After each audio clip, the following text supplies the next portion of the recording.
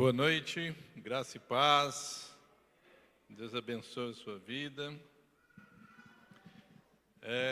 Eu quero agradecer por essa série de mensagens que estamos aqui compartilhando com a igreja.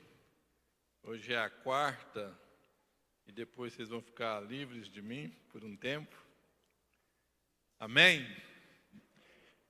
Abra sua Bíblia aí em Gálatas, capítulo 2, versículo 20. Gálatas, capítulo 2, versículo 20.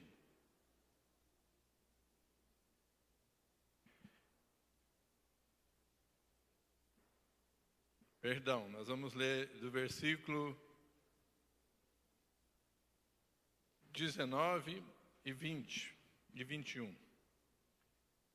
A palavra de Deus diz o seguinte: porque eu, mediante a própria lei, morri para a lei, a fim de viver para Deus. Eu estou crucificado com Cristo. Logo, já não sou eu quem vive, mas Cristo vive em mim.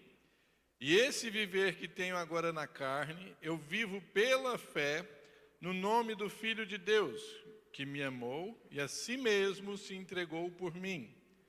Não anulo a graça de Deus, pois se a justiça é mediante a lei, segue-se que Cristo morreu em vão.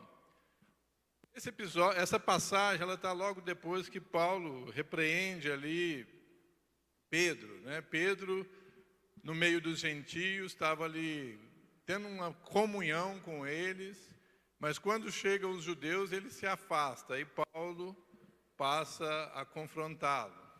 E no final Paulo disse: já não sou eu que vivo, mas Cristo vive em mim. E eu tenho pensado, em muitas coisas a respeito de altares, de mesas. A mesa para o judeu significa altar, Então todas as vezes que você se reúne em torno da mesa, ali é a espécie de um altar. Para nós é um altar, é sagrado, onde a família está se reunindo. E quando você pensa nessa experiência de estar na mesa, até eu sei que a igreja tem um evento chamado a Experiência da Mesa, não é verdade?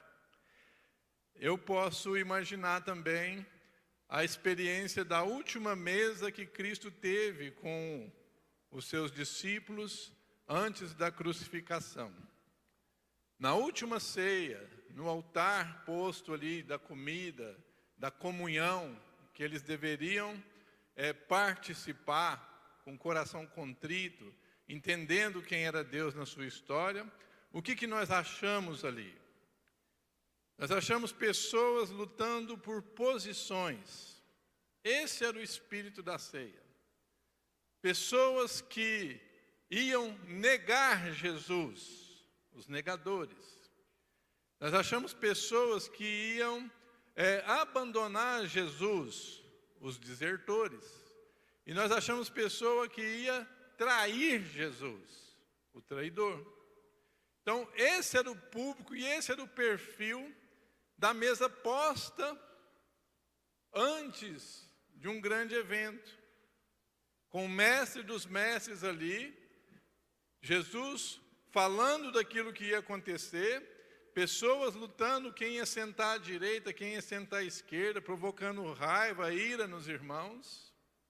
E esse era um cenário.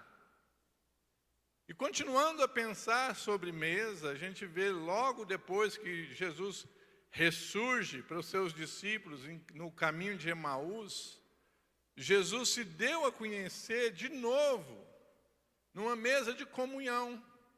Os discípulos falam que no partir do pão, Jesus se deu a conhecer. Então existe uma mesa posta antes e uma mesa posta depois. E o que tem no meio disso tudo? A cruz, a crucificação.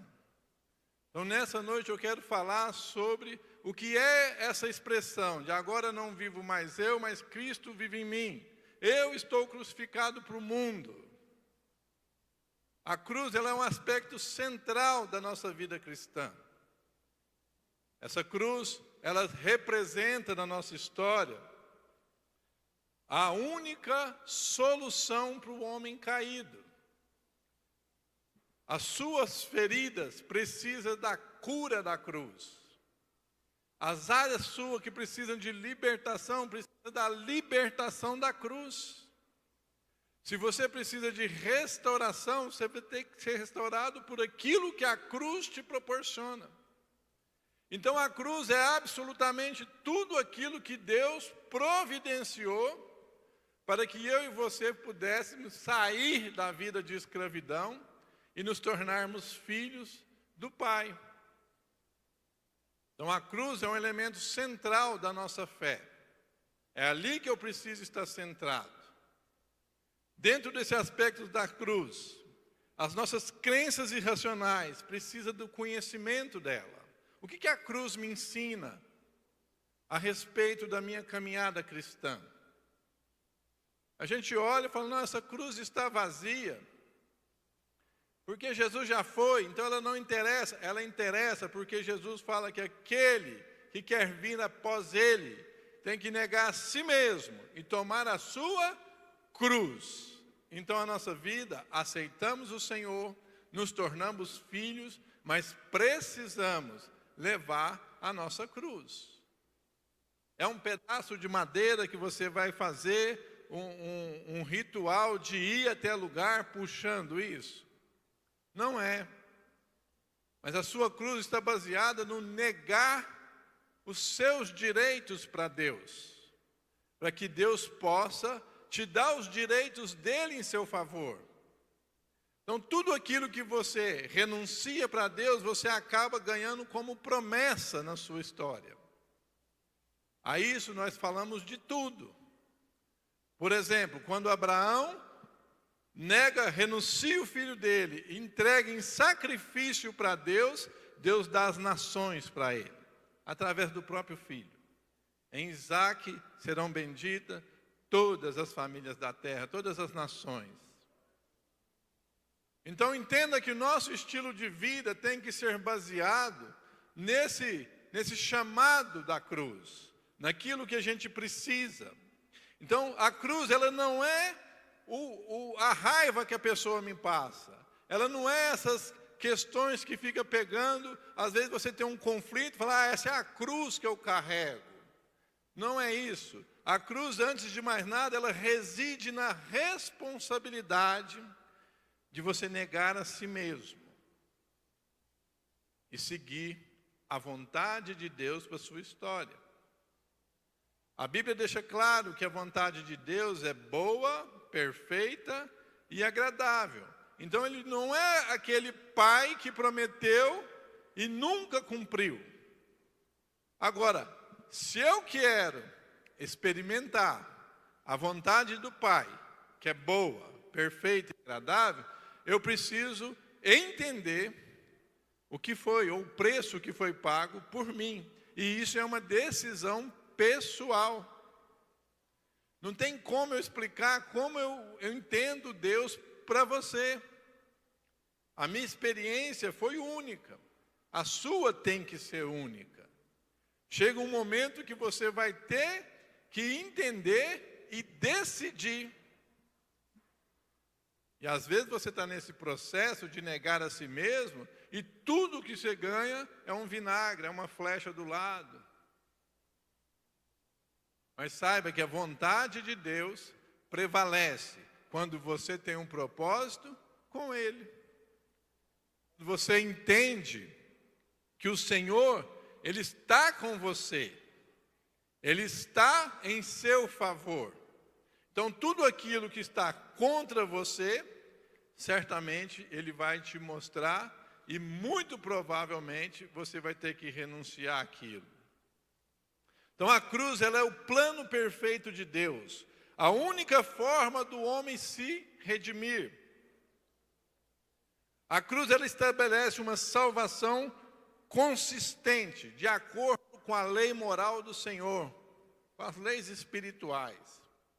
Olho por olho, dente por dente. Jesus veio e cumpriu isso através da sua morte de cruz e ressurreição. Então, tudo aquilo que está de errado na nossa história, que passa por esse sacrifício de morte, ele tem a tendência de ressurgir em Deus de uma forma glorificada. Então, existem 3 aspectos que eu quero compartilhar essa noite da cruz. A cruz, ela é uma única situação, mas que na prática, para a gente entender, a gente subdivide ela em 3 setores. Então, é isso que Paulo tenta justificar, que ele pregava Jesus, e esse Jesus que ele pregava era crucificado. Então, Paulo pregava um evangelho de cruz, um evangelho de crucificação. E aí, o primeiro aspecto da cruz, ele vai falar de Cristo morreu como meu, como seu substituto. Eu mereci aquela morte. E aprove a Deus colocar o Filho dele em meu lugar. Então você pode repetir comigo? Eu valho a vida do Filho de Deus. Esse é seu valor. Quando a gente entende isso, você perde o medo de todas as outras coisas. Nós falamos aqui de dízimo, de oferta, de preço e valor. Olha o tanto que você vale. Quanto que vale uma alma? A Bíblia diz, mais que o mundo inteiro. E parece que a gente não acredita nisso. Porque a gente quer ver, apalpar, quer sentir, e não quer negar a essas coisas para submeter à vontade do Pai. Qual é a vontade de Deus para a sua vida? O que você vai estar fazendo daqui nos próximos 10 anos? Eu estou fazendo uma faculdade, no primeiro semestre já tem uma aula. Como é que vai ser a sua carreira daqui a 10 anos? E a gente está assim, não, eu não vou mexer, porque Jesus está voltando. Então eu não preciso de mais nada. Minha vida deu o que tinha que dar. É assim, gente. Então, quando Jesus substituiu na cruz, não foi para que você ficasse salvo, sentado e satisfeito. Foi para que, através dessa relação de substituição, você desfrutasse de uma vida e uma vida em abundância. Por que não acontece?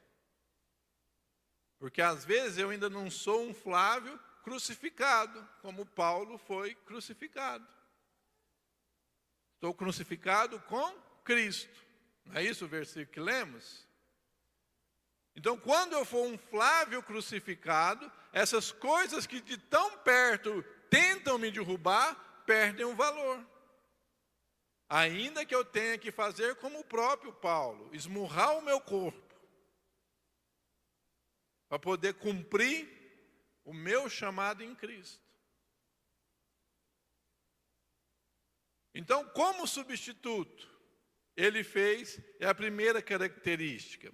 A Bíblia fala assim, Jesus carregou em seu corpo sobre o madeiro pelos nossos pecados. Está lá em 2 Pedro 24, versículo 24. Então isso aponta pelo fato que Jesus sempre morreu em nosso lugar, morreu uma vez em nosso lugar, para aplacar a ira, a justiça de Deus. Um outro aspecto, Jesus, a cruz representa para nós Jesus como nosso representante. Em primeiro lugar, a cruz representa a substituição. Agora, a cruz é a nossa representatividade. A Bíblia fala assim, e os que são de Cristo crucificaram a carne com as suas paixões e os seus desejos. Se vivemos no Espírito, também andemos no Espírito. Gálatas, capítulo 5, verso 24 e 25 diz isso.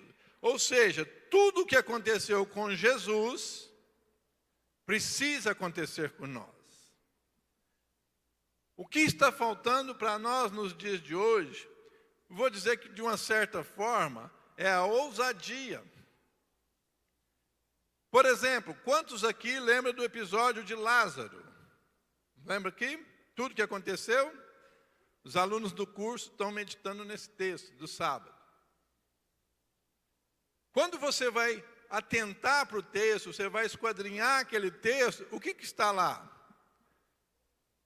Jesus primeiro não vai, espera, está decretado morto. E quando Jesus, a palavra de Deus diz que Deus nos daria poder para curar enfermos, expulsar demônios, tudo isso já estava sendo feito. E quando Jesus chega na porta da cova, da sepultura, o que ele fala? Qual é a oração de Jesus? Ele fala assim: Pai, eu só estou falando com o Senhor, estou traduzindo aqui para a linguagem de hoje, por causa deles. Não é por causa de mim, é por causa deles, que não creem. Então ele faz essa oração, mas na verdade, qual é o decreto que ele dá? Ele não ora assim: Deus, ressuscita Lázaro, meu pai. Ele não vai falar isso, você não vai achar isso no texto. Deus faz qualquer coisa aí, aplaca o coração de Marta, de Maria. Não. Ele falou: Pai, eu te glorifico. Mas não é por causa de mim, é por causa deles. A fé deles precisa ser trabalhada. E depois que ele faz essa oração, se colocando diante do Pai, ele vira para o túmulo e fala: Lázaro, sai. E aí ele fala assim: agora vocês têm que ser como eu, você vai impor as mãos nos enfermos. Aí você chega lá e fala: Senhor, se for da tua vontade, o Senhor cura o meu irmão. É isso que é a oração que Jesus ensinou? É isso que é ser como Jesus está sendo? Senhor, o Senhor provê, o Senhor é o dono do ouro e da prata, manda um dinheiro através de alguma coisa, arruma um emprego. É assim que é para orar? Ou é você conhecer o Pai como Jesus conhecia? Num outro episódio, Jesus ia expulsar um demônio, ele ia para Gadara. Tinha 2 endemoniados lá. E o texto foca em um. Aquele que tinha um problema em casa. O texto fala assim, que tendo endemoniado, quebrado correntes, vivia no cemitério, né? Ele fazia tudo de ruim, todo mundo tinha medo. Jesus ia lá, ele orou ao Pai, vamos para lá, outra margem do lago, porque ele ia libertar uma pessoa. Não falamos aqui que mais vale uma alma que o mundo inteiro? Jesus praticando o seu ministério. E aí Jesus atravessa, só que nessa travessia levantou-se uma grande tempestade. E os discípulos começaram a ter medo, vai afundar o barco. Nos livros de historiadores, tem um livreto, ele é até da Igreja Católica, de um historiador católico. Eles consideravam que naquele mar os espíritos malignos iam para o fundo daquele lago. Talvez seja daí que as pessoas falam: te expulso, vai lá para o mar, não sei de onde, né? Tem tanta coisa diferente na praça. Mas acontece que entre ele ir para o ministério, libertar uma pessoa, houve uma tempestade, houve uma circunstância, e Jesus estava fazendo o quê? Descansando. Isso nos ensina que eu preciso relacionar com o Pai, ter um descanso e decretar aquilo que Ele está falando. Fazer de formas de decreto. Provérbios vai nos ensinar que conforme eu imagino na minha mente, assim é. E hoje a gente fica lá com aquele negócio, mentaliza, vê seu quadro de sonhos, tal. A Bíblia já falava nisso há muito tempo. Quem foi o autor disso? Deus. Com quem que ele começa? Abraão. Olha para o céu. Vê se você consegue contar as estrelas. Olha para a areia que está na praia. Assim é a sua descendência natural e a sua descendência espiritual. E ser como Jesus, a gente passar por que Jesus passou, não é só o martírio.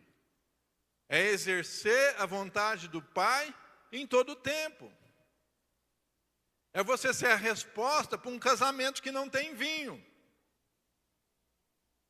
É você poder falar assim: minha irmã, calma, você está correndo atrás de fazer muitas coisas, Maria escolheu a melhor parte. É você carregar essa palavra. É você, no seu relacionamento com Deus, fazer essa palavra se encarnar nas pessoas, para que elas também conheçam o mesmo Deus que você. Lembra da serva de Naamã? A menina era escrava. Naamã, um herói de guerra, cheio de feridas, cheio de lepra. A menina fala assim: eu conheço um homem que, se ele for lá, resolve. É assim que nós deveríamos andar. Relacionando com o Pai, entendendo que Jesus foi o meu substituto, o que aconteceu com ele vai acontecer comigo. Só que a gente só pega na área do ruim, da chicotada, da cruz de espinho. Mas quantos milagres Jesus fez? Na multiplicação de pão, ele pegou o pouco e transformou em muito. Então, Jesus, como nosso representante, significa que eu tenho que passar a fazer aquilo que ele fazia. E tem um detalhe. Certo momento bíblico, Jesus diz o seguinte: eu não faço nada se eu não ver o Pai fazendo. Esse é o nível de relação. Então ele morre numa cruz para que eu pudesse ter esse tipo de relacionamento com Deus Pai. Agora é uma decisão pessoal. Eu quero ter isso, você tem que querer, o outro tem que querer. O marido não pode querer para a esposa não pode querer para o filho. São decisões que você toma, que são irrevogáveis para você. Falar: a partir de hoje, eu vou ser o responsável por carregar a palavra viva de Deus. Ou seja, a palavra de Deus em Atos 1:8 diz: eis aí vos dei poder. Aí todo mundo gosta disso, né? Mas sequência a esse poder está escrito: para serem minhas testemunhas. Então o poder de Deus está dispensado sobre nós para testemunharmos esse Cristo como forma representativa dele. Eu preciso ser mais de Cristo na vida dos meus pacientes. Eu preciso ser mais de Cristo na vida dos meus alunos, dos meus irmãos, dos meus sobrinhos. Entende que é a minha relação com meu Pai que vai transformar o meu ambiente. E não é tanto de esforço que eu vou fazer, aquele esforço humano. Onde é que tem mais um mover? Vamos lá nesse mover. Nada contra, tá? Já fui em muitos.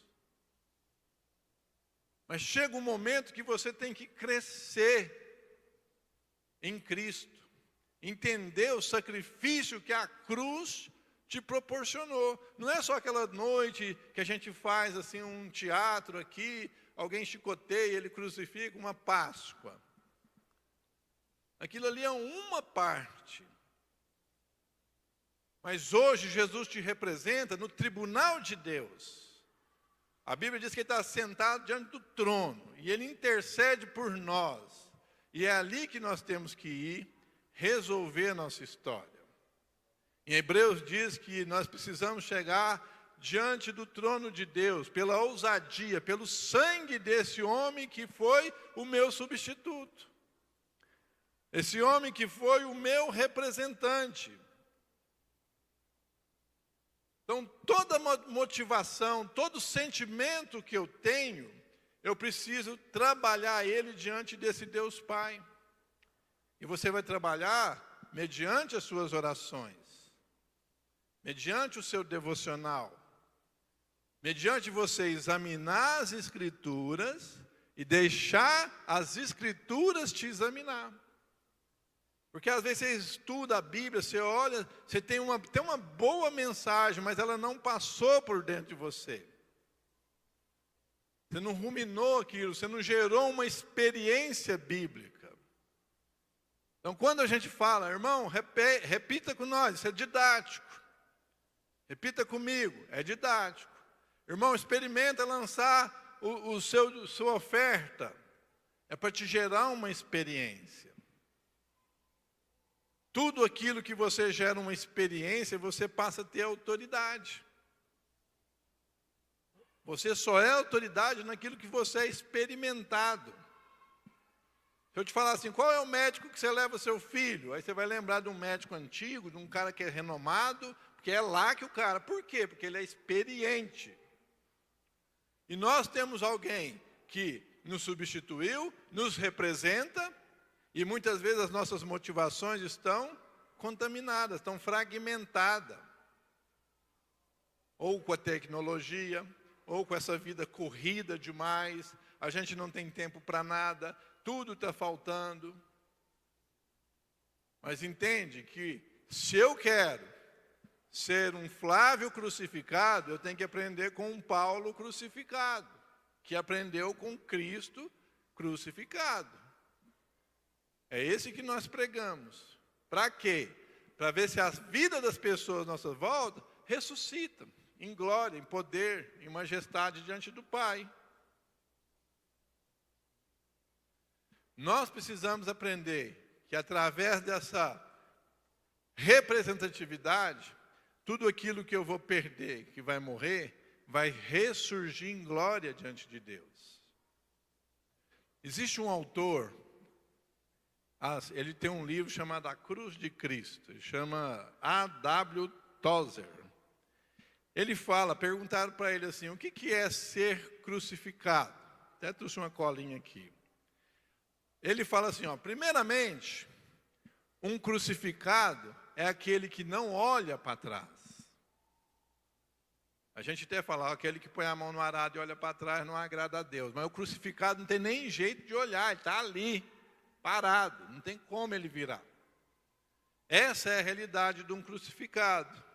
Ele também diz que um crucificado, em segundo lugar, ele não volta atrás, é daqui para frente. Isso vai falar que o daqui para frente é o que eu preciso disciplinar. Daqui para frente é aquilo que eu preciso me dedicar na minha disciplina. Eu decido começar a ler a Bíblia hoje, vou fazer assim, assim, assado, e você vai começar a disciplinar esse homem, essa decisão. O que a gente faz? Pega aquela empolgação, não, porque naquele ano lá atrás eu fazia isso, e você tenta por aquela rota. Não vai dar certo. E ele fala aqui assim, em terceiro lugar, ele não possui planos próprios. Então, para ficar didático, repita comigo, o crucificado não olha para trás, não volta para trás e não possui planos próprios. Às vezes você está planejando a sua carreira, a sua família, a sua casa, você tem que ser planejado diante do Pai, regado em oração. Não é qualquer maneira, porque, aprenda uma coisa, o que tem que estar alinhado na nossa história? Diga comigo, princípio e motivação. A Bíblia conta a história de um sacerdote que cresceu perto da arca e ele foi carregar a arca de mau jeito. Chamou Uzá. Tinha um princípio estabelecido de carregamento daquela arca. Qual era? No ombro do sacerdote. E eles puseram no carro de boi. O boi tropeça, Uzá, com a maior das boas intenções, vai pôr a mão na arca e é morto. A motivação de querer ajudar a arca não era boa? Por que ele morreu? Porque o princípio estava errado. Aí você chega no Novo Testamento, na área que a sociedade está mais ferida no dia de hoje, a área da finança. É um princípio bíblico semear no reino de Deus? Sim ou não? Ananias e Safira viu alguém doando um terreno, buscando ali inspiração de ser reconhecido, motivação contaminada, mas o princípio de dar oferta é do reino de Deus, amém? Mas a motivação para ser reconhecido pelo povo matou os dois. Então, princípio e motivação tem que estar alinhado. Eu quero ter uma grande empresa, motivação boa, vou ajudar muita gente, mas quais os princípios que eu vou estabelecer ela? Aí você vai conhecer orando ao Pai, tendo a vida de um crucificado, de uma pessoa que pode falar: Pai, estou aqui.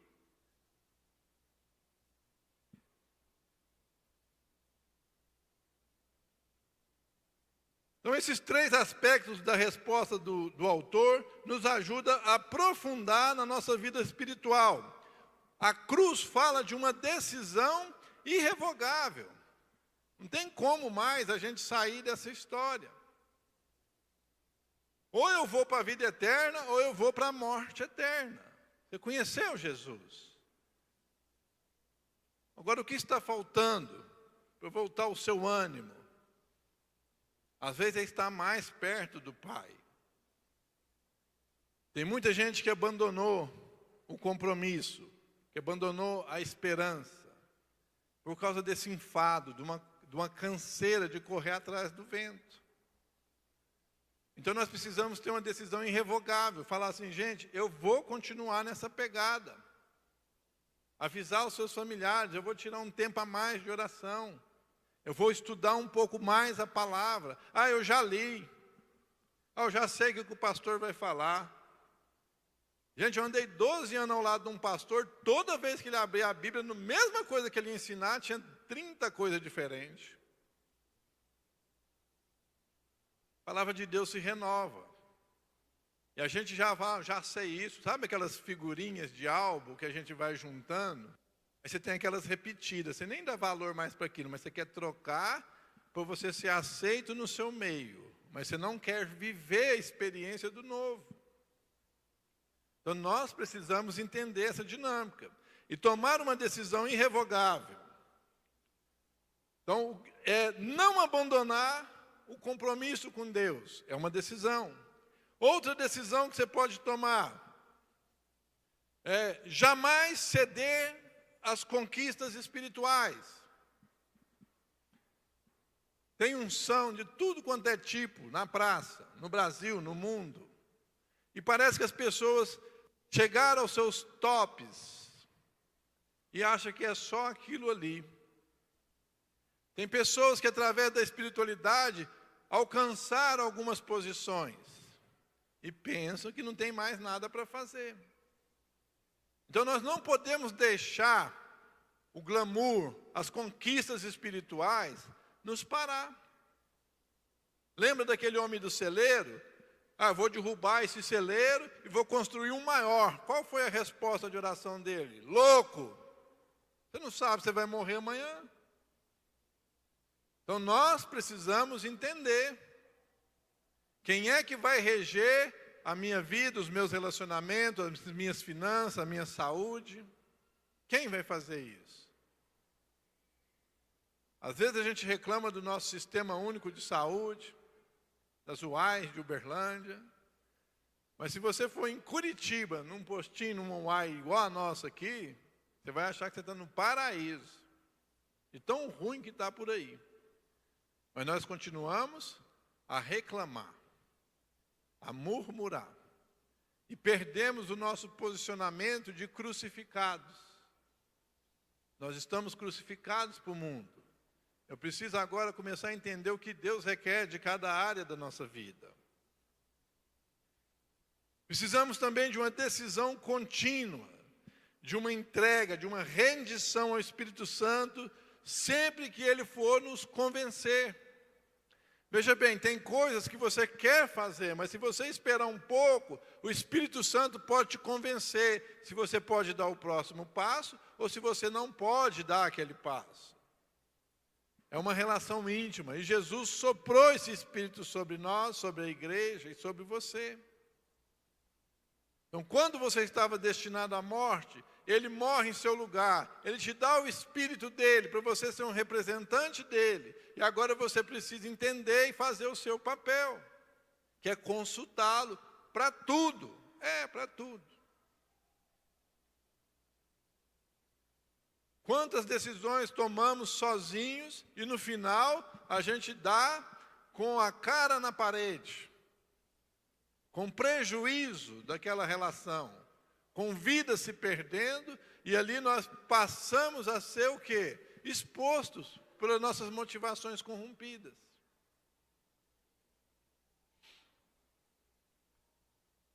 Nós precisamos de uma entrega total a Deus. Isso fala de nós termos essa representatividade do Senhor. E um outro ponto é Jesus na cruz, Ele morre, Ele nos dá um novo estilo de vida. A palavra de Deus lá em 2 Pedro fala o seguinte: pois Ele, quando ultrajado, não revidava com ultraje, quando maltratado, não fazia ameaças, mas entregava aquele que julga retamente. Para quem se tem entregado as suas causas? Então, o terceiro aspecto da cruz é aquele em que Cristo crucificado em nós diariamente. Você está no mundo cruel, e é isso mesmo. Vai piorar antes de melhorar. Só que você tem que entender que você vai ser ultrajado, mas você não vai revidar. Nós chamamos isso na batalha espiritual de andar no espírito oposto. A pessoa vem querer te roubar, você vai levar a vida. Não é que você vai dar suas coisas, mas você vai orar para a salvação dessa pessoa. Dentro de guerras de tribos espirituais, vou falar nesse nome, tem um termo que chama quizila, ou demanda. É quando um líder regional de um lugar arma guerra espiritual com outro. Isso acontece a nível de igrejas também. Muitos satanistas tentam infiltrar nas igrejas e a batalha é contínua. E às vezes atacam a gente. E aí você acha que eu vou orar assim: Deus, vamos pegar aqui um exemplo, tá? Deus, o satanista quer me matar, mata ele primeiro. E geralmente o pessoal do fogo é assim, né? Manda fogo de lá, nós manda fogo para lá também. Não, a gente ora para quê? O espírito oposto do quê? A morte é vida. Deus salva e liberta. Porque um líder desse salva e liberta, toda a tribo vai querer o mesmo Jesus. Quando eu converti, eu era aqui do Sal da Terra do Vigilado Pereira, veio um pastor da África, e ele falou que morava numa região lá que tinha uns bruxos, e a região que ele tinha, os bruxos voam, e voam mesmo. E ali estava uma guerra, e ele abriu uma igreja, a igreja começou a crescer, e perturbou o juízo lá do bruxo. E o bruxo chamou ele para um desafio. E ele falou assim: se o seu Deus, falou para o missionário lá, se o seu Deus fizer o que o meu Deus faz, eu me rendo a ele. Aí ele levitou, foi mais ou menos uns 5 metros, caiu, e na queda ele quebrou o pé, o feiticeiro. E o pastor, o missionário, não sabia como fazia, o que ele fez? A oração dele: Deus, o desafio não é meu, é seu, o senhor faz conforme o senhor quer, nesse caso. E ele foi lá 10 metros, voltou, impôs a mão no bruxo e curou o pé dele. Resultado, toda a tribo se converteu. Entende que a decisão diária vai nos levar a esse ponto? Jesus crucificado em nós diariamente. Então, diariamente eu tenho que ver esse Cristo. E eu só consigo ver Ele através da cruz. É estando lá. É falando: eu estou crucificado com Cristo. Logo já não vivo eu, mas Cristo vive em mim. É através de Cristo viver em mim, viver em você, é que nós vamos transformar a nossa realidade e as nossas vidas, e consequentemente a nossa família, a nossa igreja e a nossa nação. E para isso nós precisamos de 5 coisas. Sacrifício.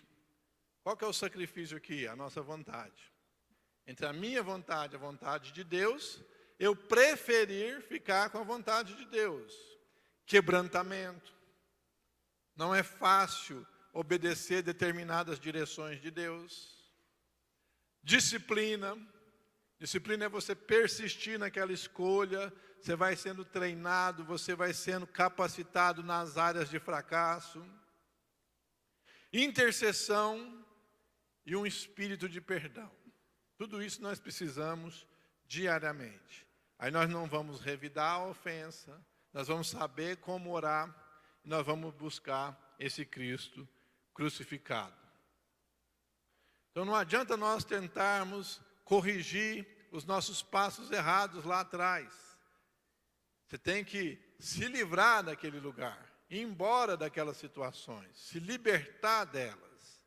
Mas eu preciso disciplinar um novo homem, aquele que foi liberto lá de trás, aquele que tem uma escolha nova a cada dia. Amém? E é dessa forma que nós podemos, então, reconhecer na mesa a comunhão com o Pai. Aí você vai entender o que é partir o pão. Como os discípulos falou, quando ele partiu o pão, quando ele falava, o nosso coração ardia. Que você possa ser crucificado com Cristo e nas suas comunhões você possa fazer com que as pessoas tenham os coração ardente por Deus Pai. Amém? Curva a sua cabeça, vamos ter uma palavra de oração. Senhor, muito obrigado, Senhor, porque a Tua palavra diz que nós podemos chegar diante do trono do Pai confiados no sangue do Filho.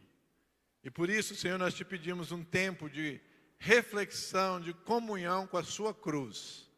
Que nós venhamos entender esse aspecto de morte para as coisas velhas e ressuscitar para as novas.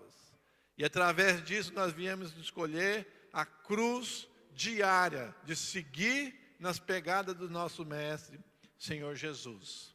Eu oro, agradeço pela oportunidade, que o Senhor nos abençoe e nos guarde nesse tempo, que o Senhor, aquilo que as mensagens não chegaram, que o Senhor faça além daquilo que pedimos e pensamos, ó Pai. Transforma as nossas vidas, no nome de Jesus. Amém e amém.